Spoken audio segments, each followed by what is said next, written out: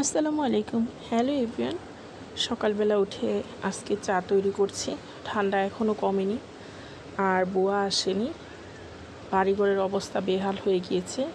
Baby আমার ঘুম থেকে আজকে উঠেছে 4টা বাজে।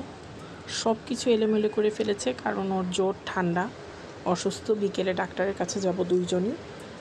এখন বুয়া যেহেতু আসেনি সব কিছু ধীরে ধীরে গুছাচ্ছি।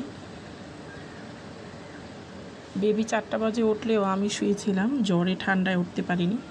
বেবিকে এখন ফ্রেশ করে মেডিসিন খাইয়ে দিয়েছি আর আমাদের দারোয়ানের ছেলে এসেছে খেলাধুলা করতে। আর একটা ছোটা কাজে মেয়ে পেয়েছি, ওকে দিয়ে একটু কাজ করানোর জন্য অনুরোধ করলাম, করে দিবে বলেছে। একটু আসান হলো। আর অনেক দিনের দৌড়াদৌড়ি ঝামেলা, ত্রাণের কাজকর্ম, অনেক কিছু দৌড়াদৌড়িতে বাসায় কোনো বাজার করা হয়নি।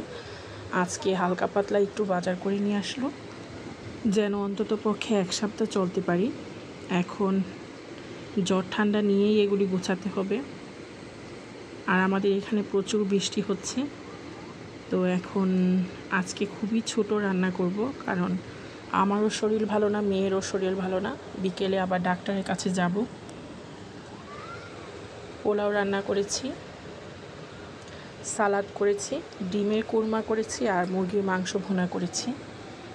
পরিবারের জন্য আসলে একটু ভালো খাবার কিন্তু তৈরি করা অনেক আনন্দের, কেন যেন মনে হয়। আর অসুস্থ হলে তো কোনো ভালো খাবার তৈরি করে খাওয়াতেও পারি না। আজকে এটা জেনির মাছ সিদ্ধ করেছি আমার বিড়ালের। রান্না মোটামুটি শেষ, এখন অলরেডি খাওয়া দাওয়া চলছে। আর বিকেলবেলা বেবিকে নিয়ে আমি ডাক্তারের কাছে যাব। সবাই আমাদের জন্য দোয়া করো। আল্লাহ হাফিজ, সবাই ভালো থেকো।